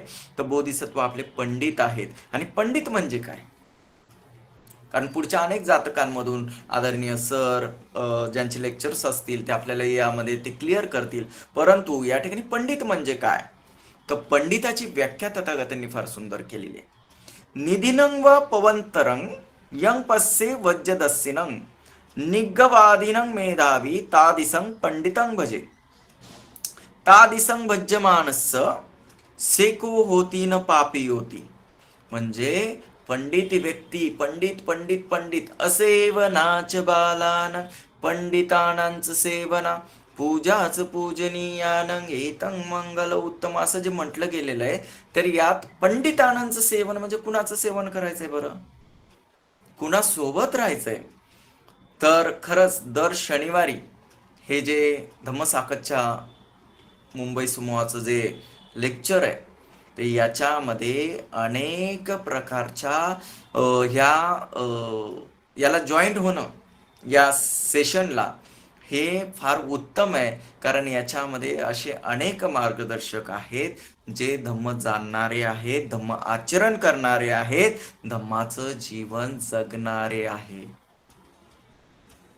आणि आपल्या आजूबाजूला सुद्धा जे धम्म जीवन अशी माणसं जगतात, अशा माणसांची संगती करायची आहे. का संगती करायची आहे? कारण पंडित व्यक्ती त्यालाच म्हणतात की जो लपवलेल्या खजान्याप्रमाणे वर्जनीय कर्म सांगणार आहे, की म्हणजे काय करावं आणि काय करू नये हे सांगणारा आहे. जो निगृह्यवादी अर्थात फटकारून सुधारणार आहे. उदाहरणार्थ माझे परम मित्र आणि माझे मार्गदर्शक आयुष्यमान धम्म उपासक चंद्रहासजी तांबे, त्यांच्या इथं आहे म्हणून त्यांची वाहवा करत नाहीये, परंतु आज जेवढं काही बोललोय तर त्याला घडवणारेच हे दोन्ही उभयंता आहेत, म्हणजे नयनाताई आणि चंद्रहास तांबे दादा. तर आज त्यांच्याबद्दल कृतज्ञता व्यक्त करण्याचा हा माझ्यासाठी माझा क्षण आहे, कारण जे काही मी आज तुमच्यासमोर वाचतोय, जे मला काही कळतंय, तर ते खरंच त्यांचे माझ्यावर अनंत उपकार आहेत. की दादाचा स्वभावच असा आहे, ते फटकारून बोलतात. चंद्रहास दादा कधीच गोड बोलत नाही, ते फटकारून बोलतात आणि फटकारून समोरच्याला त्या ठिकाणी त्यांचा उद्देश हा त्या व्यक्तीने सुधरावं आणि त्या ठिकाणी आपल्यातला खजिना आपल्याला स्वतःला त्या ठिकाणी ओळखावं. आणि जो त्या ठिकाणी काय मेधावी आहे, मेधावी, गंभीर मेधावी, गंभीर आणि मेधावी हे पंडितांचे गुण असतात. मेधावी म्हणजे सर्व प्रकारे जाणणारे असतात. तर अशा प्रकारे सज्जन व्यक्तींचा संग, अशा व्यक्तींचा संग करायला हवं. अशा व्यक्तींना त्या ठिकाणी अशांच्या संगतीत बसायला पाहिजे ना आपण. अशा व्यक्तीच्या संगतीने पुण्यच प्राप्त होतं, अपुण्य नाही. पाप कधीच होणार नाही जर आपण अशा व्यक्तींच्या संपर्कात बसलो, अशा व्यक्तींच्या संपर्कात आलो. असेवनाचे बालन, मूर्खांपासून दूर गेलो, पंडितानंच सेवना. अशा पंडित व्यक्तींना या ठिकाणी त्यांच्या संपर्कात आलो. पंडित व्यक्ती म्हणजे वा वा, छान छान, गोड गोड, खूप छान खूप छान असे म्हणणारे नाही. पंडित कुणाला म्हणावं? तुम्ही खूप चांगले आहेत, तुम्ही खूप दान देता, तुम्ही खूप दान देता, तुम्ही खूप छान पद्धतीने त्या ठिकाणी चांगल्या प्रकारे व्याख्यान देता, तुम्ही खूप छान प्रकारे बोलता, असे वरवर बोलणारे व्यक्ती नाही. जो योग्य पद्धतीने योग्य वेळी आपली चूक लक्षात आणून देतो, त्याच व्यक्तीला ज्याप्रमाणे एखाद्याने हिऱ्याची खाण दाखवावी तर तो मोठा खजिनाच आपल्याला मिळतो, त्याप्रमाणे आपल्यातली दाखवलेली चूक त्या ठिकाणी लक्षात आणून दिल्यानंतर आपण जेव्हा सुधारतो तेव्हा आपल्याला अमूल्य असा खजाना त्या ठिकाणी मिळतो. आणि म्हणून अशा पंडित व्यक्तींचं त्या ठिकाणी काय केलं पाहिजे, तर आपण त्यांची संगती केली पाहिजे. तर या ठिकाणी म्हणजे सुभाषितातं अनुमोदियानं अय्यंतं पुच्छामि तादिगं गृही शीलं सरी चापी सतंच धम्मं पय्यंचं सेटतरं वंदती. की त्या ठिकाणी विचारलंय की जे सुभाषित वचन आहे तर ते सुभाषित वचनांना आपण अनुमोदन दिलं पाहिजे. नेहमी जी काही सुभाषित वचनं आहेत त्या सुभाषित वचनांना जर अनुमोदन दिलं तर आपल्यामध्ये काय शील सिरिचापी सतंच धम्म पय्यंचं सेट तरंग वंदती. आपल्यामध्ये शील आणि शिलासोबत, शील समाधी प्रज्ञेसोबत जे 7 श्रेष्ठ धम्म आहे, 7 श्रेष्ठ धर्म आपल्यामध्ये वाढीस लागतात. श्रद्धा, वीर्य, सती, धम्म, विचय, म्हणजे सतबोधंग नाही तर श्रद्धा, आपल्यामध्ये श्रद्धा आहे, वीर्य आहे, हिरी आहे, ओतप्प, ही जी आपल्याला हत्तक आल्वकांमध्ये जे गुण, 7 महान गुण या ठिकाणी जे आपल्याला पाहायला मिळतात, तर ते गुण आपल्यामध्ये काय होतं तर वाढीस लागतात. ती गुण आपल्यामध्ये येण्यासाठी आपण काय केलं पाहिजे, तर पंडित व्यक्तींचं त्या ठिकाणी सेवन केलं पाहिजे. या ठिकाणी कायेन वाचायचं योध संयतो, एक थोडा वेळ घेतो फक्त तुमचा, मी जास्त वेळ नाही घेणार. कायेन वाचायचं योध संयतो मनसाचं किंचिन करोती पाप. या जातकांमधून आपण काय शिकणार आहे? आजच्या या जातकामधून आपण काय शिकणार आहे? कायेन वाचायच योध संयतो मनसाच किंचिन करोति पाप न अत्त हेतु आलिकं म्हणेती तथा विदं शीलवंतं वदन्ति गंभीरपय्य मनसाभिचिंतयं ना नाच्चाहितं कम करोति लुद्धं कालगतं अत्तपदं न रिच्यन्ति तथा विदं पय्यवन्तं वन्दति यो वे कतयु कतवेदी धीरो कल्याणमित्तो दळभवतीच होती दुःखितस्य सकच्च करोति किंचिं तथा वेदं सपुरिसं वन्दति एतेहि सभ्येहि गुणैहुपेतो सद्दो मृदु संविभागी वदन्यु संगाहकं सखिलं संहवाचं तथा वेदं नो सिरिनो जहातिति। या ठिकाणी जो कायेने वाचेने मनाने संयत आहे, जो मनाने कोणतेही पापकर्म करत नाही, जो स्वार्थासाठी, या ठिकाणी बघा बोधिसत्वाने स्वार्थासाठी त्या ठिकाणी मला म्हणजे मी खूप ग्रेट आहे, मी खूप श्रेष्ठ आहे म्हणून त्या ठिकाणी जाऊन त्या मर्कट राजांना त्या ठिकाणी मार्गदर्शन केले, अशातला भाग आहे का? अजिबात नाही. निस्वार्थीपणा, बोधिसत्व जे काही करतात ते निस्वार्थीपणाने त्या ठिकाणी केलेलं आहे. जो स्वतःचा स्वार्थ सोडून वागतो अशाच व्यक्तीला सदाचारी म्हणतात. आणि अशा प्रकारे सदाचाराचं जीवन आपले बोधिसत्व अनेक जातकांमध्ये आपल्याला त्यांचं जीवन पाहायला मिळतं. जे मनाने गंभीर प्रश्न त्या ठिकाणी गंभीर प्रश्नांवर विचार करतात, जे लोभाच्या वशीभूत होत नाही, आत्महिताच्या विरुद्ध जात नाही, क्रमगत अवसर हातातून सोडत नाही, अशा प्रकारच्या व्यक्तीलाच प्रज्ञावान म्हटलं जातं. प्रज्ञावान कुणाला म्हणावं बघा त्याची व्याख्या आहे. या जातकामधनं शिकण्याची गोष्ट म्हणजे या जातक कथा म्हणजे ऐकून नुसतं वा वा छान छान सुंदर सांगितलं अशा पद्धतीने न बोलता, आज तर मला माहिती आहे माझं सांगताना खूप चुकलंय, खालीवर झालेलं आहे, कारण फर्स्ट टाइम मी या ठिकाणी असं बोलतोय, परंतु मी या ठिकाणी सांगन की जेव्हा पण तथागतांनी जातकांचा मेळ लावलेला आहे, त्यांचं समाधान केलेलं आहे, तेव्हा ते अनेकांच्या हितासाठी कारणीभूत झालेलं आहे.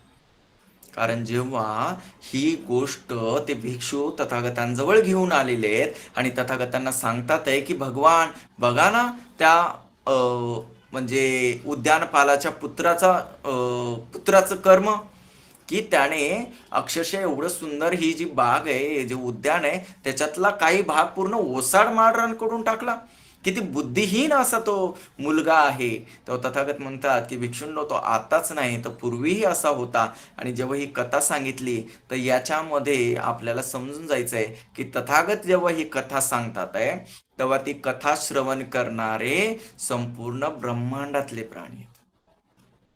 कारण तथागत जेव्हा धम्म शिकवतात तेव्हा ते फक्त मनुष्य, भिक्षू, भिक्षुणी आणि उपासक उपासिकाच ऐकत नाही, तर संपूर्ण 31 लोकातील समंता चक्कवालेसु तथागत काय सांगतात आहे, कोणत्या क्षणी काय सांगतात आहे. कारण अनेक जातक म्हणजे काय असतं की म्हणजे जातक कशाला म्हणतात तर ते मी तुम्हाला एक्सप्लेन करतो की तथागत जातक कुठं सांगतात आहे.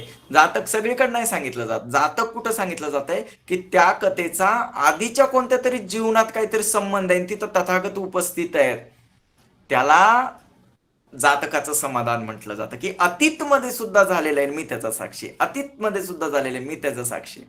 आणि याच्यामध्ये तथागत जेव्हा सांगतात तेव्हा इथं फक्त तो जो आराम म्हणजे जो मुलगा आहे, म्हणजे जो मर्कट आहे तोच नाही, तो उद्यानपालच नाही, तर अनेक जण सुद्धा त्या घटनेशी संबंधित आहे. ते भवसंसरण करत या शास्त्यांच्या जीवनामध्ये या शास्त्यांच्या संपर्कात येतात. आणि मग कोणी त्याच्यामधलं देवता असू शकतं, कोणी तिर्यक लोकात असू शकतं, प्रेत लोकात असू शकतं, देव लोकात असू शकतं, ब्रह्म लोकात असू शकतं, कारण नंतर निरंतर त्यांनी पण पारमी पूर्ण केलेत ना. आणि मग जेव्हा हे जसं या पद्धतीने आता फक्त माझं नाव घेतलं नेल्सन, तर नेल्सनशी निगडीत कोण आहे ते लोक अलर्ट होतात, अरे नेल्सनचं काहीतरी आहे. तशा पद्धतीने जेव्हा आरामदूषक जातक सुद्धा सांगितलं जात होतं तेव्हा आरामदूषक जातकाशी निगडीत कोण कोण आहे ते सर्वजण ते जातक श्रवण करत होते. तर तथागत जेव्हा अशा पद्धतीने जातकाचा मेळ लावतात, समाधान करतात, तेव्हा असंख्य प्राण्यांच्या हितासाठी ते सहाय्यक होतं. अनेक सत्व, मग आणि फल प्राप्त करतात. म्हणून तथागतांचा धम्म या भारतातून नष्ट करण्याचा प्रयत्न या ठिकाणी केला गेला, परंतु तथागतांचे जातक नष्ट नाही झाले. तथागतांचा धम्म या ठिकाणी इसवी सन 1200 नंतर आपण पाहतो की याला नष्ट करण्याचा खूप सारा प्रयत्न झाला, परंतु इथून धम्म बाहेर देशात गेला. इथलं मूळ पाली त्रिपिटक हे नष्ट करण्यात आलं, परंतु त्रिपिटकातील या ज्या कथा आहेत, ज्या जातकाचा मूळ संदर्भ घेतलेल्या कथा आहेत, त्याच्यावरच पुढं आख्यानं झाली, व्याख्यानं झाली, कथा झाल्या आणि कथा कीर्तन जी आजपर्यंत चालू आहे ती आपल्याला पाहायला मिळतील. इतकं महत्वाचं हे जातक आहे. या जातकाच्या कथा बोली भाषेमध्ये प्रत्येक भाषेमध्ये, प्रत्येक समुदायामध्ये सांगितल्या जातात. प्रत्येक त्या ठिकाणी प्रांतामध्ये, प्रत्येक देशामध्ये या जातक पसरलेले आहेत, ज्या नीतिकथा, बोधकथा म्हणून, इसापनीतीच्या कथा म्हणून आज संपूर्ण जगामध्ये जिवंत आहेत. आणि त्याचं श्रेय म्हणजे तथागतांनी सांगितलेल्या या कथा आहेत. तर अशा पद्धतीने आपण पाहतोय की हे जे जातक आहे, तर हे जातक जेव्हा तथागतांनी याचं समाधान केलं, तेव्हा त्या ठिकाणी असणाऱ्या अनेकांना ते जीवनाचा सार समजण्यासाठी सहाय्यक झालं.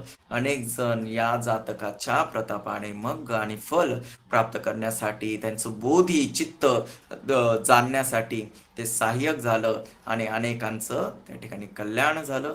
तर अशा पद्धतीने आज आरामदूषक जातक सांगण्याची मला संधी मिळाली आणि मी थोडंसं मोडक्या भाषेमध्ये सांगण्याचा प्रयत्न केला. मिसाळकर सरांनी मला ही संधी दिली आणि त्या संधीचा मला आज छान या ठिकाणी नयनाताईंच्याच इथं बसून मला ते एक्सप्लेन करता आलं. त्याच्यासाठी माझा एवढा काही अभ्यास झाला नाही, परंतु मला जसं समजलं तसं मी सांगण्याचा प्रयत्न केला. त्याबद्दल थँक्यू संजय गायधनी सर, की तुम्ही वेळात वेळ काढून एवढं बिझी असताना सुद्धा माझ्यासाठी वेळ दिला. आणि थँक्यू नयनाताई, की मला इथपर्यंत आणण्यासाठी तुम्ही दोघंही म्हणजे नयनाताई आणि चंद्रास तांबे दादा हे दोघंही सहाय्यक आहे. आज माझा कसलाही पालीचा अभ्यास नाहीये, आज माझा कसलाही म्हणजे त्या ठिकाणी शिक्षण नाहीये, परंतु मी यांच्यामुळे वाचायला शिकलो. यांच्यामुळे मला पाली काय आहे आणि या जातक कथा, धम्मपदार्थ कथा, त्रिपिटक काय हे मी वाचू शकतो, थोड्याफार प्रमाणात एक्सप्लेन करू शकतो. तर याचं श्रेय या दोघांना पूर्ण आहे. आणि माझी इच्छा आहे की मी सुद्धा या पालीच्या स्टडीमध्ये सहभागी व्हावं, परंतु काही अडचणीमुळे त्या ठिकाणी मला म्हणजे ऍडमिशन घेता आलं नाही, परंतु यावर्षी मी नक्की ते घेण्याचा प्रयत्न करीन आणि अजून चांगल्या पद्धतीने हे पालीमध्ये त्या ठिकाणी अभ्यास करून मी मला प्रेझेंट करण्याचा प्रयत्न करील. तुम्ही सर्वांनी शांतपणे ऐकून घेतलं तर त्याबद्दल सर्वांना धन्यवाद. जय भीम. नमो बुद्धाय. साधू साधू साधू साधू साधू साधू. खूप छान मार्गदर्शन केलं नेल्सन सर. कोणाचे काही प्रश्न असतील तर जरूर विचारावे. आता हा मंच प्रश्न उत्तरासाठी खुला केलेला. हा बोला बोला पुष्पलता ताई बोला. नाही, खूप चांगल्या तऱ्हेने त्यांनी स्पष्ट केलं, इतकं तन्मयतेने आणि इतकं डीप मध्ये जाऊन त्यांनी हे केलं की अगदी प्रसन्न मन झालं. बस एवढंच बोलायचं होतं. साधू ओके, साधू साधू साधू.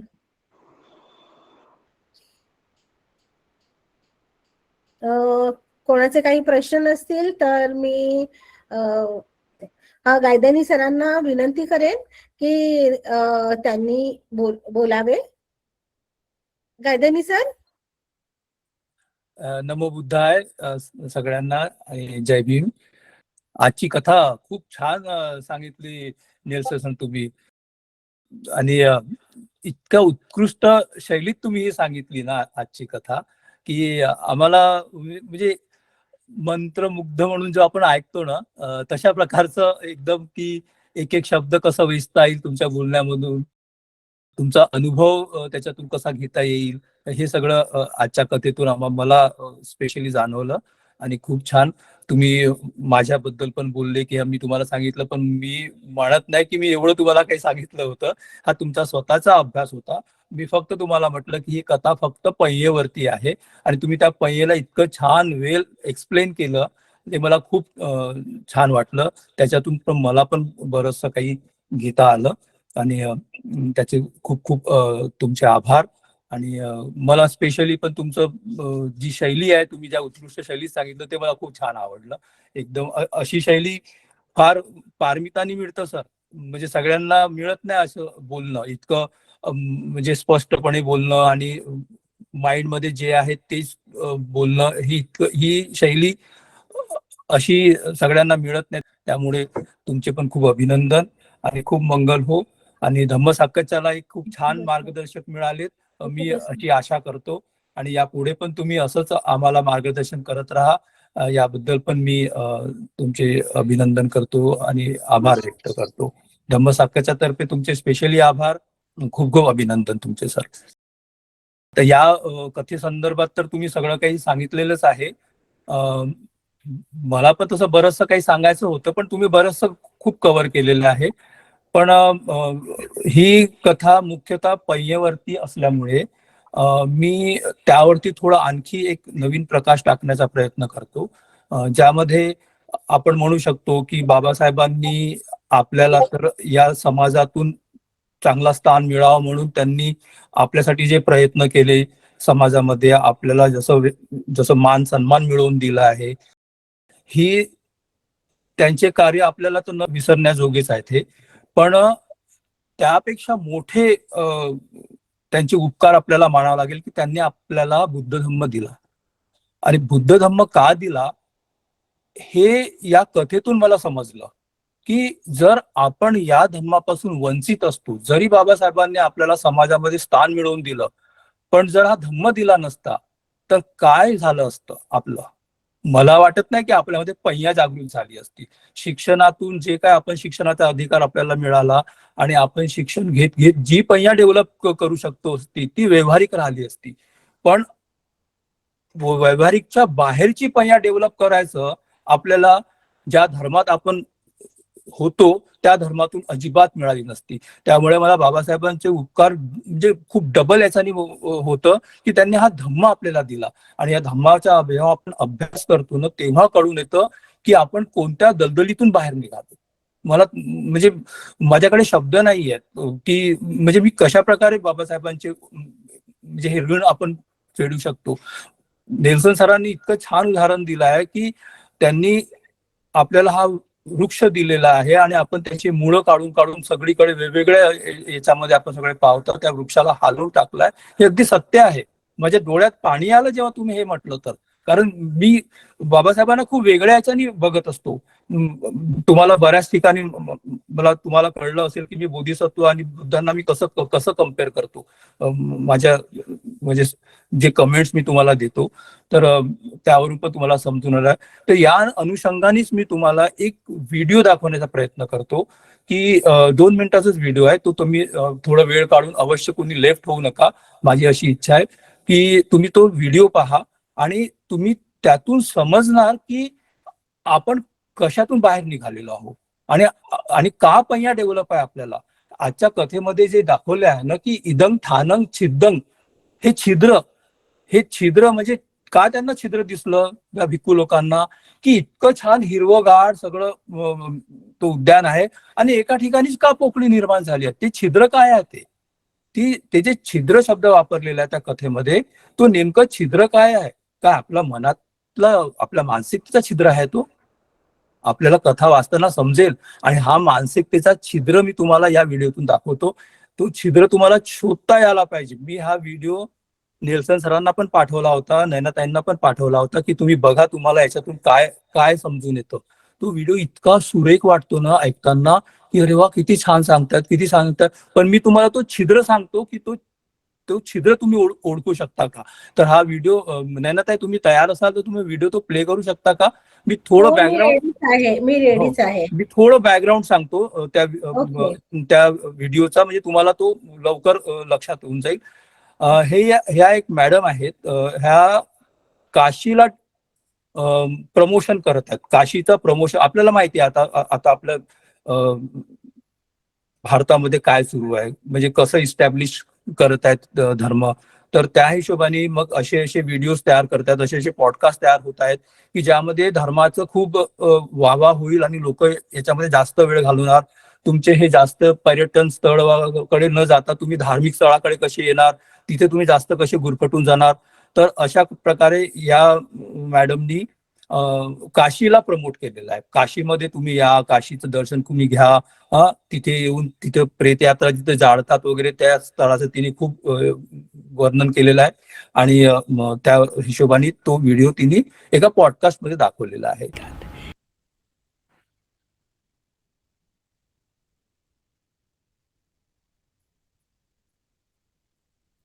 थँक्यू, तुम्ही सगळ्यांनी हा व्हिडिओ बघितला. तुम्हाला हा व्हिडिओ कसा वाटला? म्हणजे आता सगळ्यांची तर आपण प्रतिक्रिया घेऊ शकत नाही, पण जेव्हा मी हा व्हिडिओ ऐकला, मला प्रथम क्षणी म्हटलं अरे हो किती छान ना, अरे हो किती छान सांगितलं की बघा शवयात्रा आपल्याला भगवान बुद्धांनी पण कम्मठान दिलेले आहेत. तुम्ही इथे जाऊन बघा, प्रेताला बघा, त्याचं अनिच्च बघा. पण या व्हिडिओ मधून मी तुम्हाला एक सांगतो की जे मी म्हटलं ना की छिद्र काय आहे. या व्हिडिओचा एक मोठा छिद्र तुम्हाला सांगतो की तिने एक वाक्य म्हटलं आहे. सगळं ठीक म्हटलंय तिने, पण तिने एक वाक्य म्हटलं त्या मॅडमनी की जेव्हा तो पंडित जी म्हणतो की अरे आप अगर ये सब अंगूठे के प्रति आसक्ति रखेंगे तो आपके पापा बंधन मुक्त कैसे होंगे. बघा किती छान वाक्य वाटतं. तसं बघितलं जसं आजच्या कथेमध्ये म्हणतो ना आपण की अरे मी जर ते रूट पाहणार नाही, लहान आहेत की मोठे आहेत, तर मी कसं का त्याला कमी जास्त पाणी देणार. म्हणजे किती लॉजिकली गोष्ट आहे ना. आणि ही बाई त्याच्यानंतर काय म्हणते की तुम्ही या गोष्टीला without using your logical brain, म्हणजे याच्यामध्ये तुम्ही तर्क लावू नका, तुम्ही फक्त त्या गोष्टी करा. समजलं किती मोठं या वाक्यामध्ये हे आहे. या धर्माचे प्रसार करणारे लोक कशा प्रकारे लोकांना सांगत आहेत की तुम्ही तुमचा ब्रेन यूज करू नका, त्याच्यावरती तर्क लावू नका, फक्त आम्ही म्हणतो तसं ऐका. आणि नेमकं बुद्ध काय म्हणतात की तुम्ही तर्क लावा, मी म्हणतो म्हणून नाही, तुमच्या बुद्धीला कसं पटतं ते तुम्ही बघा. मी म्हणतो म्हणून नाही, धर्म ग्रंथात लिहिलाय म्हणून नाही. तर तुम्हाला जर कुणी म्हणताय की अरे तू आपलं डोकं लावू नको, आपल्याला ती गोष्ट पटते? नाही, मी तर डोकं लावणार ना. कारण जातक कथेची सुरुवातच जी कथा आहे, पहिली कथा, त्या कथेचं अपन्नक जातक ती कथा आहे. त्यामध्ये पहिलीच कथा आहे की तुम्ही पहिया वापरा. तुम्हाला लोक भूल देणारे, तुमच्याकडून फायदा करून घेणारे, तुमचं नुकसान करणारे या जगामध्ये इतके लोक आहेत की तुम्ही क्षणाक्षणाला त्या संपर्कात येणार आणि तुमचं नुकसान करून घेणार. म्हणून तुम्हाला तुमची पहिया वापरायची आहे. आणि भगवान बुद्धांची जसं निरसनाने म्हटलं ना की पहियानी भगवान बुद्ध, तर पहियाच हे त्यांचे मुख्य शस्त्र होतं ना. पहिया घेऊनच ते संबुद्ध झालेत ना. आणि आपल्याला ही पहियाच त्यांच्याकडून मिळालेली आहे की आपल्याला प्रत्येक गोष्टीमध्ये विचारपूर्वक करायचं आहे, आपली सती ठेवून काम करायचं, आपली पहिया जागृत ठेवायची, ऑल टाइम जागृत करायची आपल्याला. तर मला या व्हिडिओतून तुम्हाला हे सांगायचं होतं की आपण हाच व्हिडिओ नाही, असे बरेचसे व्हिडिओ असतात की आपण आपल्या संखाराच्या हिशोबाने, आपले आतापर्यंत जे परसेप्शन असतात त्या हिशोबाने ते आपल्याला खूप चांगलं किंवा वाईट अशा प्रकारचे वाटतात ना. तर थांबून जायचं, थोडं विचारपूर्वक करायचं, थोडं अभ्यास करायचा आणि मग त्याचं विश्लेषण करून आपण त्या व्हिडिओला स्वीकारायचं किंवा मग त्याला निग्लेक्ट करायचं. पण इमिडिएट रिॲक्शन अजिबात करायची नाही, भावनावश कधीच करायचं नाही. वेळ घ्यायचं, त्याच्याने आपली बुद्धी पहियेकडे वाढत असते. तर मला या कथेतून, म्हणजे ही बघा कथा किती छोटी आहे, म्हणजे काहीच नाही कथेमध्ये, नुसतं एक हास्य येणारी कथा आहे, पण त्या हास्याच्या मागे किती मोठा गांभीर्य आहे. जर आपण आपली सती ठेवली, आपली पहिया जागृत ठेवली, तर किती मोठं गांभीर्य आणि किती मोठं आपल्याला ज्ञान या कथेतून मिळते आहे. म्हणजे अविद्या किती मोठं नुकसान करू शकते. जरी तुमची चेतना खूप कुशल आहे, अरे मला पाणी देऊ दे, झाडांना झाडे मोठे होतील, पण जर अविद्या असेल तुमच्यामध्ये, मोह असेल, तर तुम्ही तुमचे कर्म कसे अकुशलकडे जातात. म्हणजे भावना चेतना जरी चांगली असेल तुमची, पण त्याच्यासोबत जर पहियाची जोड नसेल, तर तुम्ही ते चांगले कर्म कसे अकुशल कर्माकडे जातात याचं हे एकदम डोळ्या झाकत जातकचं उदाहरण दिलेलं आहे. आणि म्हणून म्हणून मला खूप हे वाटतं बाबासाहेबांबद्दल, की जर बाबासाहेबांनी आपल्याला बुद्ध धम्म दिला नसता, आणि म्हणतो ना आपण की त्यांच्यासमोर आणखी मुस्लिम धर्म होता, जैन धर्म होता, शीख धर्म होता, याच्याबद्दल पण बाबासाहेब विचार करत होते असं आपण म्हणतो आहे. जे आपल्याला आपले ज्येष्ठ लोक सांगतात की बाबासाहेबांनी इकडे विचार केला, तिकडे विचार केला होता, हे ठीक आहे, सामाजिक त्यावेळच्या परिस्थितीमध्ये त्यांनी तसं दाखवलं असेल, पण त्यांच्या मनामध्ये पूर्ण हे होतं की माझा समाज जर परिस्थितीमध्ये डगमगला, जर मला माहिती आहे की माझ्या समाजाला नंतर त्रास होईल, जरी यांना मी आज समाजामध्ये स्थान मिळवून दिलं आहे, तरी पण यांना जेव्हा पण त्रास होईल ना, तेव्हा बुद्ध धम्म त्यांना मदत करेल. हे बाबासाहेबांचे वाक्य आहेत. हे मला त्यावेळेस म्हणजे हे समजून येतं की त्यांची किती मोठी करुणा असेल आपल्याबद्दल, की त्यांनी म्हणजे नुसतं आपल्याला स्थान मिळवून देण्यासाठी झटले नाहीत ते, की बुद्ध धम्म आपल्याला कसं होईल, कसं फायदेशीर होईल आपल्याला जेव्हा आपण सगळ्या बाजूनी थकून जाणार, आपल्याकडे मार्ग नसणार, तर बुद्ध धम्म आपल्याला कसं मार्ग देईल. म्हणून मी खूप बाबासाहेबांना कृतज्ञ आहे की त्याच्याबद्दल खूप मनामध्ये श्रद्धा आहे. आणि कारण बाबासाहेबांनी पण म्हटलं होतं, जेव्हा काही महिन्याआधी त्यांची तब्येत खराब झाली होती, तर ते नेपाळला बौद्ध परिषदमध्ये जात होते, तर दिल्लीच्या विमानतळावरती त्यांना एका रिपोर्टरनी विचारलं होतं की बाबासाहेब, तुमच्याकडे तर आता पोस्ट पण नाही आहे, तुमच्याकडे तर सामुग्री पण नाही आहे, तुमच्याकडे तर साधन पण नाही आहे, तुम्ही बौद्ध धर्माचा प्रसार कसे करू शकणार, कसं करणार तुम्ही. आणि आजारी होते बाबासाहेब, त्यावेळेस आजारी होते, त्यांना चालणं तेवढं म्हणजे खूप त्यांना एफर्ट्स घेऊन सगळ्या गोष्टी कराव्या लागत होत्या.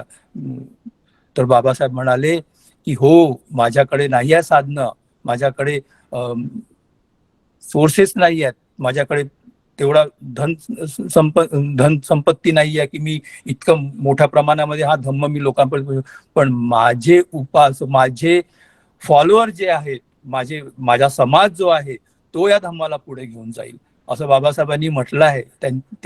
त्यांच्या इंटरव्ह्यू मध्ये ते म्हटलं आहे. त्याच्यामुळे कधी कधी आपण पण हे जे कार्य करतोय ना, त्यामध्ये पण खूप असं वाटतं की चला आपण बाबासाहेबांसाठी काहीतरी काम करतोय. होऊ शकते बरेच लोक म्हणतात की तुम्ही बाबासाहेबांच्या चळवळीमध्ये भाग घेत नाही, हे करत नाही, ती त्यांची चळवळ, आम्ही त्यांना थांबवणार नाही, त्यांनी अवश्य ते करावं, आम्ही त्यांच्या सपोर्टमध्ये आहोत, पण हेही काम खूप आवश्यक आहे. कारण त्या चळवळीला जी प्रेरणा मिळेल, जी शुद्धता मिळेल, ती बुद्ध धम्माशिवाय मिळू शकत नाही. त्यामुळे बुद्ध धम्म आपल्या चळवळीला किती महत्वाचं आहे या छोट्याशा कथेवरून समजून येतं आपल्याला. आपण लोभ दोष मोह पासून कसे वेगळे राहू शकतो आणि निस्वार्थ सेवा करू शकतो, हा धम्म आपल्याला शिकवतो. त्याच्यामुळे बाबासाहेबांचे खूप खूप उपकार मानावे लागेल. मला या कथेतून एवढंच सांगायचं होतं. आणि नेल्सन सरांना ही जी कथा मिळाली त्या अनुषंगाने आपल्याला हे सगळं सांगता आलं, त्यामुळे खूप खूप धन्यवाद आणि सगळ्यांचे आभार. थँक्यू. थँक्यू भाऊ. खूप खूप खूप साधुवाद. गायधनी मॅम आहेत, तर उत्कंठा आहे त्यांच्याकडून सुद्धा धम्म ऐकून घ्यायची. गायधनी मॅम थोडस बोलणार ना? नमो बुद्धस्स. थँक्यू ताई. हो, मी ऐकलं पूर्ण आजचं. नेल्सनजींनी जे सांगितलं आज खूप छान सांगितलं. आणि ऍक्च्युली जातक आपण जेव्हा बोलत आहे, मी याच्या आधी पण म्हटलं आहे की आपण धम्म बोलायला पाहिजे, आणि त्यांनी अगदी न्याय दिला जातकला की त्याच्यातून काय धम्म आपल्याला घ्यायचा आहे हे त्यांनी खूप छान सांगितलं. आणि त्याच्यानंतर गायधनी सरांनी पण सांगितलं. तर मी ऐकत असताना मला असं वाटलं की इतकं छान सांगितलेलं आहे, त्याच्यावर मी अजून काय म्हणू, म्हणजे काय म्हणायला पाहिजे. जे सांगितलं आहे तेवढंच जर आपले जे ऑडियन्स आहेत, आपले उपासक उपासिका आहेत, त्यांच्यासाठी भरपूर आहे हे, तर मी त्याच्यामध्ये काय ऍड करू. पण छोटस जेव्हा मला असं वाटलं की जर मी बोलत आहे तर मी गाथेबद्दल थोडस सांगते की तसं तर दोघांनी पण सांगितलं की पैयावर आधारित आहे ही हे जे जातक आहे ते. आणि जर गाथा बघितल्या तर त्या सुद्धा पैयावर आधारित आहेत. पहिल्या गाथेमध्येच पैया शब्द वापरला आहे. कोणाची पैया? की तुम्ही ज्या व्यक्तीला नियुक्त केला आहे त्याची पैया इथे पहिल्या गाथेमध्ये आहे.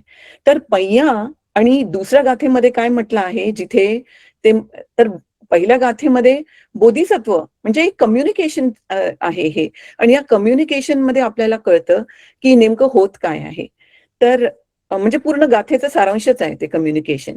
तर दुसऱ्या गाथेमध्ये मग ते वानर विचारत आहेत बोधिसत्वांना की कसं जाणणार, प्रश्न करत आहेत, कसं जाणणार, बिना मुळांना बघून कसं जाणणार. म्हणजे त्यांना फिजिकली बघायचं आहे. जे आहे जे प्रमाण आहे मुळाचं प्रमाण ते फिजिकली बघायचं आहे. पण याच्यातून आपल्याला एक समजतं की जी पैया आहे किंवा जी अविद्या आहे, ऑपोजिट, पैयाच्या ऑपोजिट, याची अविद्यामधून पैयापर्यंत पोहोचायची एक मेथडॉलॉजी आहे जी फॉलो करायला पाहिजे. एक प्रॉपर मेथड आहे. आणि जेव्हा बोधिसत्व हे त्यांच्या लक्षात आणून देतात की अविद्या आहे ही, तर त्यांना वाटतं की आमची चूक काढत आहे. हे खूप इम्पॉर्टंट आहे. जेव्हा पण आपल्याला कोणी सांगतं आणि आपल्याला अगदी पटलेलं राहतं जे आपल्याला माहित आहे ते, आणि कोणी आपल्या त्या धारणेला कोणी हलवलं तर आपल्याला वाटतं की ते आपली चूक सांगत आहे. तर याच्यामध्ये म्हणून चूक कोणती आहे, कोणाची आहे, तर इथे थर्ड गाथेमध्ये मग बोधिसत्व सांगतात की नाही नाही, मी तुम्हाला दोष नाही देत आहे, तुम्हाला नाही म्हणत आहे की तुम्ही चुकलं तर तो आहे जो व्यक्ती, तुम्ही सगळ्या मिळून तुम्ही जे नियुक्त केलेला आहे जो व्यक्ती, ज्याला याच्यामध्ये पहिल्या गाथेमध्ये म्हटलं आहे की समान जातीनं सब समेतानं, सगळ्यांनी मिळून नियुक्त केलेला. तर तुम्ही सगळ्यांना मिळून, तुम्ही सगळे जे एकत्र येऊन हे काम करत आहे त्यांच्याबद्दल सांगत आहेत. तर तर तर इथे जो राजा आहे त्याच्याबद्दल बोललं गेला आहे. तर मी हा विचार केला की ही जी गोष्ट, ही जी जातक आहे ही माझ्यासाठी कशी आहे. तर जोपर्यंत आपण पैयाच्या त्या उत्कृष्ट पराकाष्ठाला प्राप्त करत नाही तोपर्यंत आपल्यामध्ये ही अविद्या असतेच. आणि आपण पण आपल्या काही धारणांमध्ये असे बांधलेले गेलेलो असतो. तर अविद्या ही आतमध्ये असते, ही दिसत नाही. आणि अविद्या जी असते ती आपल्या कर्मातून दिसते. म्हणजे मनाचं तर कर्म आपल्याला सगळ्यांना कोणाला दिसत नाही, पण वाचा आणि काया हे दोन कर्म जेव्हा आपण बघतो कोणाचे, जसे बोधिसत्व त्यांचे कर्म बघत असतात की ते कायाने कोणते कर्म करत आहे आणि त्याच्यातून अविद्या दिसते.